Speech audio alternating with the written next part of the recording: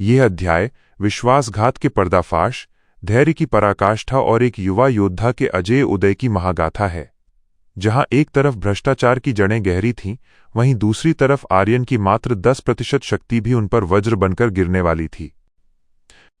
The dark legacy, एक नया सफर। अध्याय 29, रिंग का राजा और षड्यंत्र का जाल। पिछली रात जादुई दुनिया के भ्रमजाल में भटकने और ब्लड मून भेड़ियों से रोंगटे खड़े कर देने वाली लड़ाई के बाद आर्यन की आत्मा थकान से चूर थी। लेकिन जैसे ही सुबह की पहली किरण ने उसके होटल के कमरे की खिड़की को छुआ, उसकी आंखों में एक नई चमक थी। आज चैंपियनशिप का दूसरा और सबसे निर्णायक दिन था। ईशानी का विजय रथ और कोर्ट का कोहराम। मैदान पर उतरते ही ईशानी का रूप बदला हुआ था। बैडमिंटन के क्वार्टर फाइनल और सेमीफाइनल में उसने अपनी विपक्षी खिलाड़ियों को कोर्ट के चारों कोनों में ऐसे नचाया जैसे वे उसके इशारों पर कठपुतलियां हों। मैच का विवरण। ईशानी के स्मैश की गति इतनी तीव्र थी कि शटलकॉक की आवाज किसी गोली के चलने जैसी गूंजती थी। उसने सेमीफाइनल मात्र 15 मिनट में 21-5, 21-8 से जीत लिया।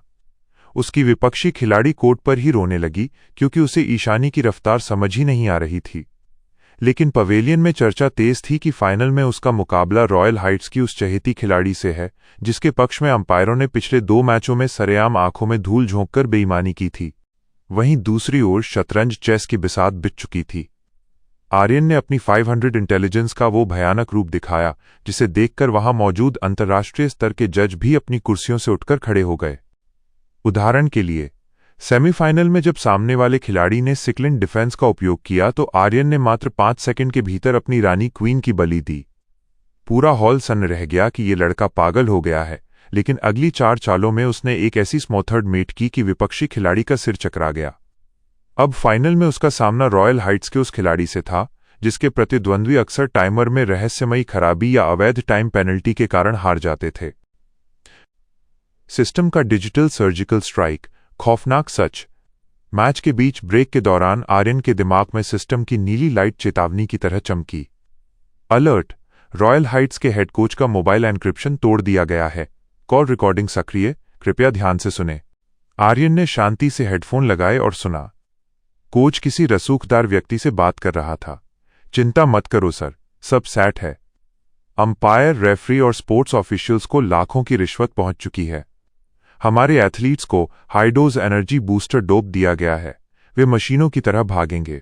डोप टेस्ट वाले अफसरों को भी खरीद लिया है। रिपोर्ट में बस ग्लूकोज आएगा। बस वो आर्यन नाम का लड़का सिरदर्द बना हुआ है। वो शतरंज में अच्छा है, पर फाइनल में हम उसे टेक्निकल फॉल्ट और टाइम पेनल्टी से फंसा देंगे। और रही बात बॉक्सिंग की, तो वहां मेरा बॉक्सर 28 साल का एक खूंखार प्रोफेशनल है। उसने अंडर-17 का जाली सर्टिफिकेट बनाया है। वो रिंग में ही उस 16 साल के बच्चे आर्यन की हड्डियां तोड़ देगा। ईशानी का इलाज हमारा लाइनमैन फाउल देकर कर देगा। सामने वाले ने ठहाका लगाया और कॉल कट गई। आर्यन की मुट्ठियां भिंच गईं। उसने रिकॉर्डिंग को सिस्टम क्लाउड में सुरक्षित कर लिया। वो अभी धमाका नहीं करना चाहता था। वो चाहता था कि वे पहले अपनी जीत का अहंकार पाल लें ताकि जब वे गिरें तो आवाज दूर तक जाए। बॉक्सिंग सेमीफाइनल, एक बालक बनाम एक दरिंदा। शाम का समय था और पूरा स्टेडियम बॉक्सिंग रिंग की ओर उमड़ पड़ा था। रॉयल हाइट्स का बॉक्सर रिंग में उतरा। वो किसी भी कोण से 16 साल का नहीं लग रहा था। उसकी मांसपेशियां फौलाद जैसी थीं और चेहरे पर कई पुराने चोटों के निशान थे। वो एक मंझा हुआ प्रोफेशनल था। राउंड 1। गोंग बजते ही आर्यन ने अपनी शक्ति को 10% पर रखा। वो उस दरिंदे पर पूरी तरह हावी था। आर्यन के जैब्स इतने तेज थे कि विपक्षी को हवा के झोंके महसूस हो रहे थे। आर्यन ने उसके जबड़े पर 3 सटीक प्रहार किए, लेकिन राउंड खत्म होते ही रेफरी और जजों ने स्कोर रॉयल हाइट्स के पक्ष में दे दिया। कोच खन्ना आपे से बाहर हो गए। ये अंधेर गर्दी है। आर्यन ने उसे लहूलुहान कर दिया और आप उसे विनर बता रहे हैं? आर्यन मुस्कुराया। ये मुस्कान खौफनाक थी। राउंड 2। आर्यन और भी धीमा खेलने लगा।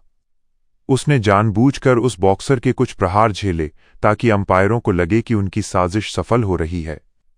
रॉयल हाइट्स का खेमा हूटिंग करने लगा, मार इसे, खत्म कर इस बच्चे को। जजों ने ये राउंड भी विपक्षी को दे दिया। आर्यन के स्कूल के खिलाड़ी रोने लगे। लेकिन आर्यन ने शांत रहकर गहरी सांस ली। राउंड 3 अंतिम न्याय। आखिरी राउंड में आर्यन बस रिंग के किनारे टहलता रहा। रॉयल हाइट्स का बॉक्सर थक चुका था डोप के बावजूद, लेकिन आर्यन की फुर्ती कम नहीं हुई थी। जैसे ही घड़ी में आखिरी 10 सेकंड का काउंटडाउन शुरू हुआ, 10, 9, 8, अचानक आर्यन की आंखों में एक जादुई चमक आई। उसने अपनी 10% शक्ति को अपनी दाईं मुट्ठी में केंद्रित किया। जैसे ही उस प्रोफेशनल बॉक्सर ने अपना अंतिम घातक पंच मारना चाहा, आर्यन बिजली की गति से नीचे झुका और एक विनाशकारी प्रलयकारी अपरकट जड़ा। क्राकूम। वो 28 साल का बॉक्सर रिंग की रस्सियों को फाड़ते हुए हवा में उछला और सीधे रेफरी की टेबल के पास जाकर बेहोश हो गया। सन्नाटा छा गया। रेफरी को मजबूरन मैच रोकना पड़ा। आर्यन ने उनकी पूरी बिसात को एक मुक्के में पलट दिया था। कोच खन्ना खुशी से रिंग में घुस गए और पागलों की तरह ढोल पर नाचने लगे। पुरानी रंजिश की राख और नई दोस्ती। रात को होटल के गलियारे में एक अलग ही शांति थी। आर्यन के स्कूल ने शतरंज, बॉक्सिंग और बैडमिंटन के फाइनल में पहुंचकर 3 पदक पक्के कर लिए थे। 100 मीटर की रेस में आर्यन का पिछला 10.8 सेकंड का समय विरोधियों के मन में दहशत पैदा कर चुका था। तभी आर्यन ने समीर को देखा, जो अकेले बैठा कांप रहा था। कल उसकी 400 मीटर की दौड़ थी और वो दबाव में टूट रहा था। आर्यन उसके पास जाकर बैठ गया। आर्यन, समीर, कल जब तुम उस ट्रैक पर खड़े होगे तो याद रखना कि तुम्हारे पीछे पूरा स्कूल खड़ा है। मैं जानता हूं हम दुश्मन रहे हैं, लेकिन कल तुम मेरे लिए नहीं, अपने आत्मसम्मान के लिए भागोगे। तुम्हारी रगों में जो खून है वो किसी बेईमान से कम नहीं है। बस भागना और तब तक मत रुकना जब तक फिनिश लाइन तुम्हारे पैरों के नीचे ना हो। समीर की आंखों में आंसू आ गए। उसने पहली बार आर्यन का हाथ पकड़ा। आर्यन, मुझे माफ कर देना। कल मैं अपनी जान लगा दूंगा। तभी ईशानी वहां आई और आर्यन के पास बैठ गई। ईशानी, कल का दिन बहुत बड़ा है आर्यन। अगर वे फिर से बेईमानी पर उतर आए तो? आर्यन, शांत स्वर में। ईशानी, कल का सूरज रॉयल हाइट्स की साजिशों के लिए नहीं, बल्कि हमारे न्याय के लिए उगेगा। मेरे पास वो सबूत है जो उनकी पूरी सल्तनत को राख कर देगा। तुम बस अपना सर्वश्रेष्ठ देना, बाकी की फिक्र मत करो। आर्यन ने खिड़की से बाहर चमकते हुए सितारों को देखा। उसे पता था कि कल का दिन केवल खेल नहीं, बल्कि एक महाप्रहरी का अपनी दुनिया में पहला न्याय होगा। क्या आर्यन कल शतरंज और बैडमिंटन के दौरान उस रिकॉर्डिंग को सार्वजनिक करेगा? क्या समीर गोल्ड जीतकर अपनी हार का कलंक धो पाएगा? और 100 मीटर की रेस में क्या आर्यन अपना ही रिकॉर्ड तोड़ देगा? देखते रहिए द डार्क लेगेसी, एक नया सफर। कल का एपिसोड इतिहास रच देगा। सब्सक्राइब करना न भूलें।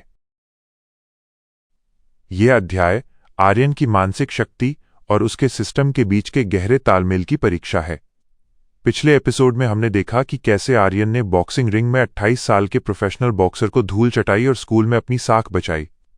लेकिन असली चुनौती तो रात के 12 बजे शुरू होनी थी, जब वो वापस उसी क्रूर और रहस्यमयी जादुई दुनिया में पहुंचा। द डार्क लेगेसी, एक नया सफर। अध्याय 30, मायाजाल का चक्रव्यूह और चेतना का उदय। होटल के कमरे में समीर को प्रेरित करने और ईशानी को जीत का भरोसा दिलाने के बाद आर्यन गहरी नींद में सो गया। जैसे ही घड़ी की सुइयां 12 पर मिली, उसकी चेतना ने भौतिक शरीर को छोड़ा और वो फिर से उसी घने नीले कोहरे वाले जंगल के मध्यवर्ती इलाके में पहुंच गया। अनंत भटकाव का संकट। आर्यन वहीं खड़ा था जहां उसने पिछली रात हार मानी थी, उसी पुराने झरने के पास। उसे लगा था कि सुबह की रोशनी वास्तविक दुनिया में उसे इस चक्रव्यूह से आजाद कर देगी, लेकिन यहां समय रुका हुआ था। आर्यन, हताशा में, सिस्टम, मैं फिर यहीं हूं। मैंने शैडो वॉकिंग का इस्तेमाल करके 50 किलोमीटर की दूरी तय की थी, फिर भी मैं इसी झरने के पास कैसे लौट आया? सिस्टम का गूंजता हुआ स्वर। चेतावनी, होस्ट, आप अनंत कालचक्र, द इटर्नल लूप नामक एक उच्च स्तरीय मायाजाल में फंसे हुए हैं। स्थिति, इस क्षेत्र का माना आपके मस्तिष्क की दिशाबोधक इंद्रियों को भ्रमित कर रहा है। आर्यन ने हार नहीं मानी। उसने फिर से दौड़ना शुरू किया। वह अपनी 500 एजिलिटी का उपयोग कर पेड़ों के बीच से बिजली की तरह गुजरा। उसने पहाड़ों को लांघा, नदियों को पार किया, लेकिन हर 10 मिनट बाद वही पुराना पत्थर और वही गिरता हुआ झरना उसके सामने प्रकट हो जाता। मायाजाल की क्रूरता। अचानक वातावरण बदलने लगा। झरने का पानी लाल रंग के खून में बदल गया और पेड़ों से डरावनी आवाजें आने लगीं। आर्यन को अपने चारों ओर ईशानी, समीर और कोच खन्ना की चीखें सुनाई देने लगीं। आर्यन चिल्लाते हुए, ये सब झूठ है, ये सिर्फ मेरे दिमाग का खेल है। तभी उसके सामने एक परछाई उभरी जो बिल्कुल आर्यन जैसी दिखती थी, लेकिन उसकी आंखें पूरी तरह काली थीं। वो आर्यन का डार्क वर्जन था। परछाई, आर्यन, तुम इस दुनिया के लिए नहीं बने हो। तुम एक छोटे से स्कूल के खिलाड़ी हो। यहां की शक्तियां तुम्हें निगल जाएंगी। हार मान लो और यहीं इसी मायाजाल में सो जाओ। सिस्टम का समाधान और चेतना का प्रहार। आर्यन की माना तेजी से गिर रही थी। उसका मानसिक संतुलन बिगड़ने लगा था। तभी सिस्टम ने एक निर्णायक हस्तक्षेप किया।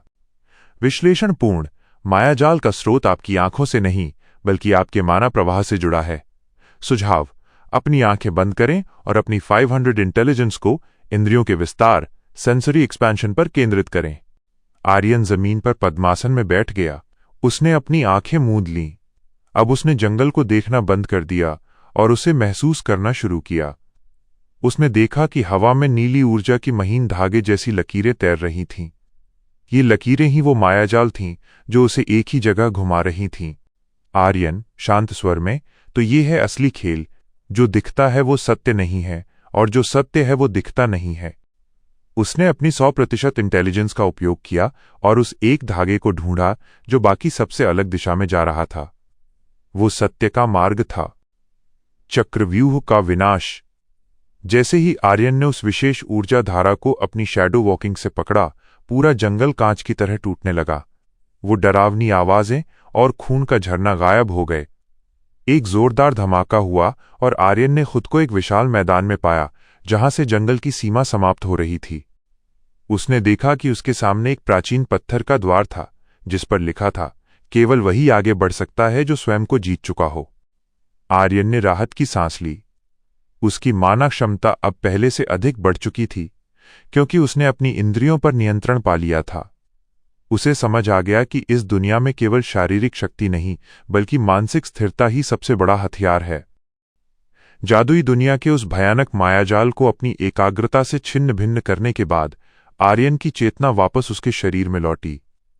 सुबह के 6 बज रहे थे। शरीर में एक ऐसी ताजगी थी जो पहले कभी महसूस नहीं हुई। आज चैंपियनशिप का आखिरी और सबसे निर्णायक दिन था। होटल के लॉबी में हेड कोच खन्ना ने सभी खिलाड़ियों को इकट्ठा किया। उनकी आवाज में आज एक अलग ही जोश था। कोच खन्ना, बच्चों, आज हार या जीत की बात नहीं है। आज बात है हमारे स्कूल के आत्मसम्मान की। मैदान पर जो भी हो, बस अपना सिर ऊंचा रखना। तुम सब मेरे लिए पहले ही विजेता हो। एथलेटिक्स, बेईमानी बनाम फौलादी इरादे। मैदान पर सूरज की तपिश के साथ ही खेलों का रोमांच शुरू हुआ। सबसे पहले लॉन्ग जंप की बारी थी। आर्यन की चुनौती। आर्यन ने जब अपनी पहली 2 जंप लगाईं तो वे इतनी लंबी थीं कि गोल्ड मेडल पक्का था। लेकिन रेफरी जो रॉयल हाइट्स के कोच से मिला हुआ था, उसने दोनों बार फाउल का लाल झंडा उठा दिया। वो दावा कर रहा था कि आर्यन का जूता लाइन को छू गया है, जबकि आर्यन लाइन से काफी पीछे था। आर्यन का जवाब। तीसरे और आखिरी प्रयास में आर्यन ने अपनी 10% शक्ति को पैरों में केंद्रित किया। वो जानबूझकर लाइन से 2 फीट पीछे से कूदा। इसके बावजूद वो हवा में किसी परिंदे की तरह उड़ा और रेत के सबसे आखिरी निशान को पार कर गया। रेफरी चाहकर भी फाउल नहीं दे पाया। गोल्ड मेडल आर्यन के नाम हुआ। इसके बाद समीर की 400 मीटर रेस हुई। समीर अपनी पुरानी गलतियों का प्रायश्चित करना चाहता था। वो अपनी जान लगाकर भागा, लेकिन रॉयल हाइट्स का धावक, जिसने ड्रग्स लिए थे, कृत्रिम ऊर्जा के कारण पहले नंबर पर आया। समीर सिल्वर मेडल जीता। हार के बावजूद समीर के चेहरे पर एक सुकून था कि उसने ईमानदारी से मुकाबला किया। भाला फेंक, जैवलिन थ्रो, यहां भी वही ड्रामा हुआ। पहले 2 राउंड में आर्यन को जानबूझकर लाइन फाउल दिया गया। तीसरे राउंड में आर्यन ने फिर वही चालाकी की, लाइन से काफी पीछे खड़े होकर भाला फेंका।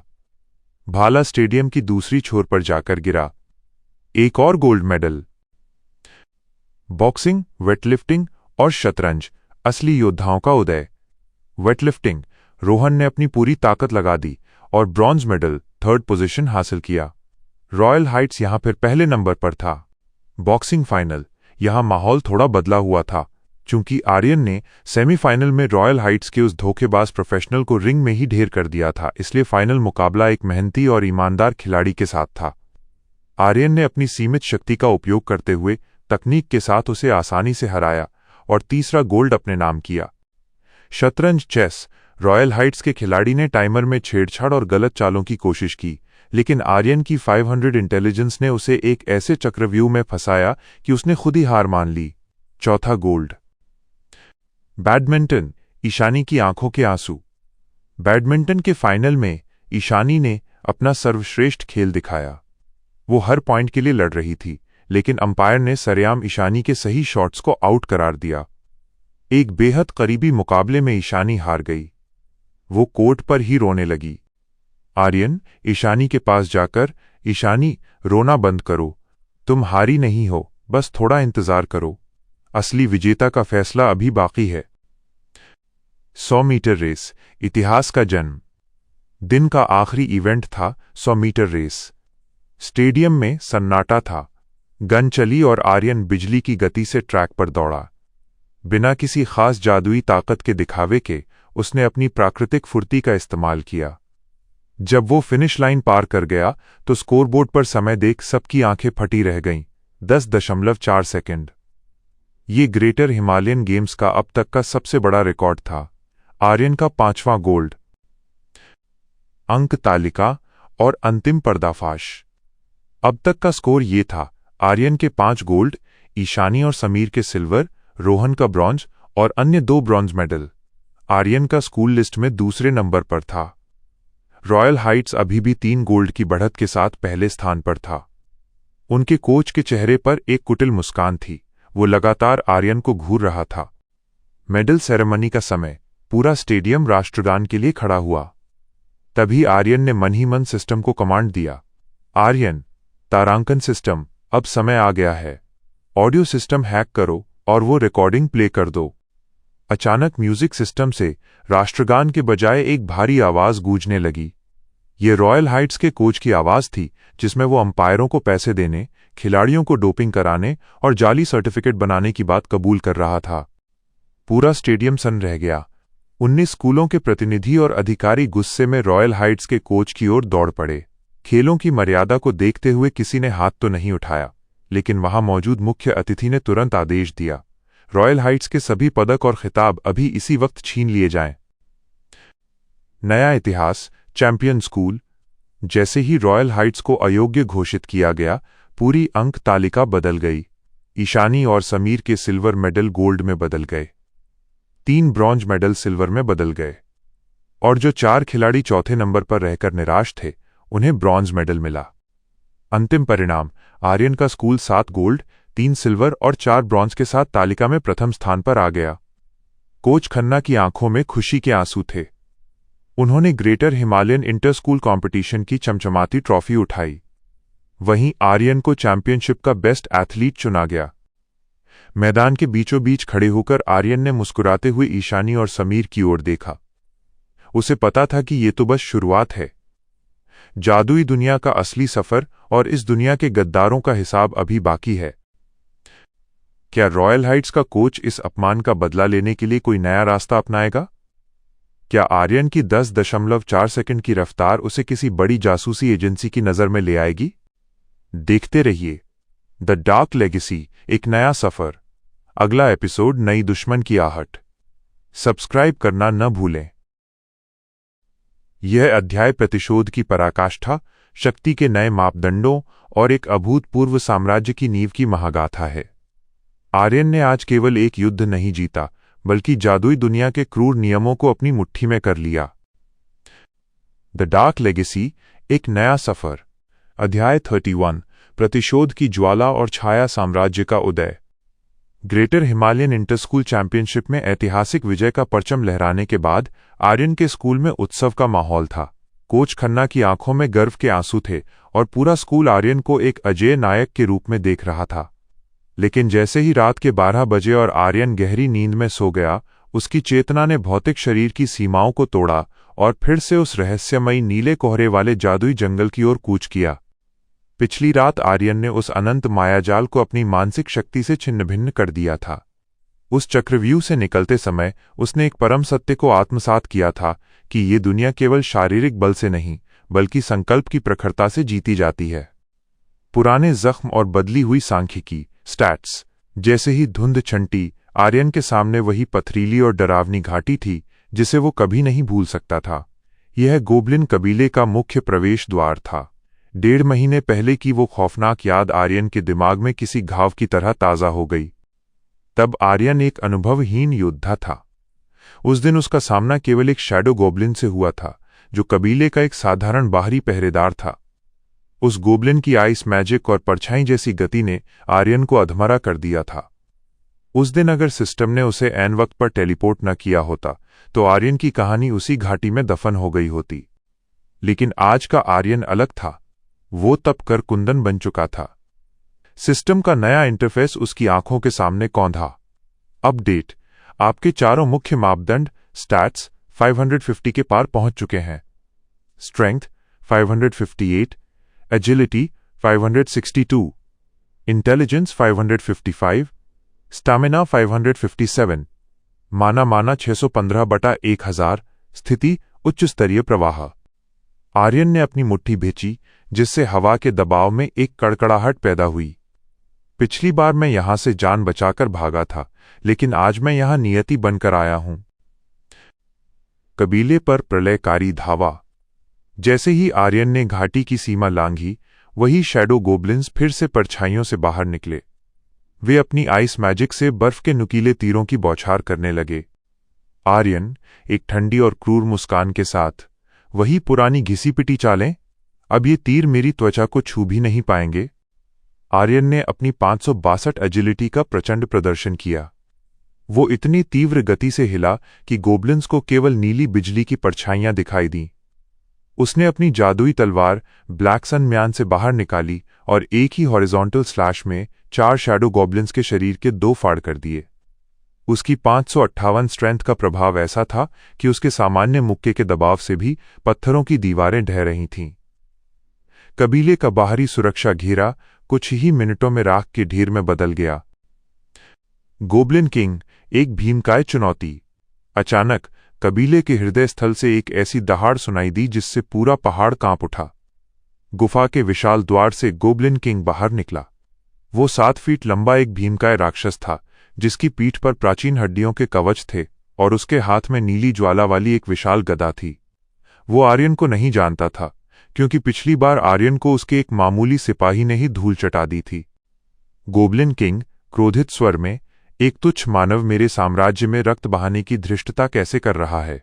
तू यहां से जीवित वापस नहीं जाएगा। किंग ने अपनी गदा जमीन पर पटकी जिससे जमीन फाड़ते हुए बर्फ के बड़े बड़े नुकीले खंभे आर्यन की ओर बढ़े। आर्यन ने अपनी 615 माना को अपने पैरों में केंद्रित किया और 50 फीट ऊंची छलांग लगाकर किंग के ठीक ऊपर शून्य में स्थिर हो गया। युद्ध का विवरण: आर्यन ने शैडो बर्स्ट तकनीक का उपयोग किया। किंग ने अपनी गदा से घातक प्रहार किया, लेकिन आर्यन ने अपनी 555 इंटेलिजेंस का उपयोग कर किंग के प्रहार के कोण को पहले ही भांप लिया था। आर्यन ने हवा में ही अपनी दिशा बदली और ब्लैक सन से किंग के कंधे पर एक गहरा घाव कर दिया। किंग दर्द से दहाड़ उठा। उसने अपनी पूरी शक्ति संचित कर एक आइस स्टॉर्म पैदा किया जिससे चारों ओर बर्फ की अभेद्य दीवारें खड़ी हो गईं। लेकिन आर्यन ने पीछे हटने के बजाय अपनी तलवार को जमीन में गाड़ दिया और मैक्सिमम माना रिलीज किया। एक भयानक धमाके के साथ बर्फ की दीवारें कांच की तरह टूट गईं और किंग कई फीट दूर जाकर चट्टानों से टकराया। अनंत साहस और अधीनता का समर्पण। आर्यन धीरे धीरे किंग की ओर बढ़ा। उसकी आंखों में एक ऐसी शांति थी जो किसी गहरे समंदर जैसी थी, अचल और डरावनी। उसने अपनी तलवार किंग की आंखों के ठीक सामने टिका दी। किंग की सांसें उखड़ रही थीं। वो अपनी गदा फिर से उठाना चाहता था, लेकिन जैसे ही उसने आर्यन की आंखों में झांका वो जम गया। किंग ने उन आंखों में कोई सामान्य क्रोध नहीं देखा। उसने वहां अनंत साहस और एक ऐसी अंधेरी गहराई देखी जो हजारों सालों की तपस्या से आती है। उसे महसूस हुआ कि ये लड़का केवल एक योद्धा नहीं बल्कि एक शिखर है, उसे एहसास हुआ कि आर्यन से शक्तिशाली इंसान इस दुनिया में अब भी बहुत हैं। कई ऐसे जादूगर और योद्धा हैं जो पूरे महाद्वीप को नष्ट कर सकते हैं, लेकिन जो साहस और प्राण शक्ति इस लड़के की आंखों में है वो किसी महान सम्राट की है। गोब्लिन किंग थथरती आवाज में, रुको, तुम कोई साधारण मनुष्य नहीं हो। तुम्हारी आंखों में छिपा ये साहस और ये माना, यह किसी पुराण पुरुष का संकेत है। मैंने आज तक हजारों सालों में ऐसा प्रभाव नहीं देखा। मैं और मेरा पूरा कबीला तुम्हारी अधीनता, सबमिशन स्वीकार करते हैं। हम तुम्हारी छाया सेना बनने के लिए तैयार हैं। आर्यन के कानों में सिस्टम की गूंज सुनाई दी। विशेष उपलब्धि, कबीले का अधिपति विकल्प। क्या आप गोब्लिन किंग और उसके 500 योद्धाओं को अपनी निजी छाया सेना के रूप में स्वीकार करते हैं? आर्यन ने एक लंबी सांस ली। वो जानता था कि जादुई दुनिया के इस खूनी सफर में अकेले चलना आत्मघाती है। उसे एक ऐसी शक्ति चाहिए थी जो उसके पीछे दीवार बनकर खड़ी हो सके। आर्यन, उठो किंग, आज से तुम्हारा कबीला मेरा साम्राज्य है। तुम्हारी वफादारी ही तुम्हारी रक्षा करेगी और तुम्हारी गद्दारी तुम्हारी नस्ल का अंत होगी। किंग ने अपना मस्तक जमीन पर टिका दिया।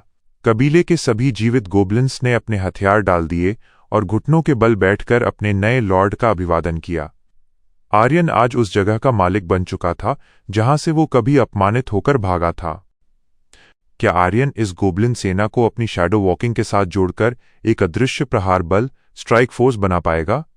जब वास्तविक दुनिया में आर्यन को किसी बड़ी मुसीबत का सामना करना पड़ेगा, तो क्या वो अपने इन जादुई योद्धाओं को वहां बुला पाएगा? और क्या आर्यन की ये बढ़ती शक्ति उन शक्तिशाली इंसानों का ध्यान अपनी ओर खींचेगी जिनका जिक्र गोब्लिन किंग ने किया था? देखते रहिए द डार्क लेगेसी, एक नया सफर। अगला एपिसोड, नई दुनिया का द्वार। कहानी पसंद आई हो तो सब्सक्राइब करना न भूलें।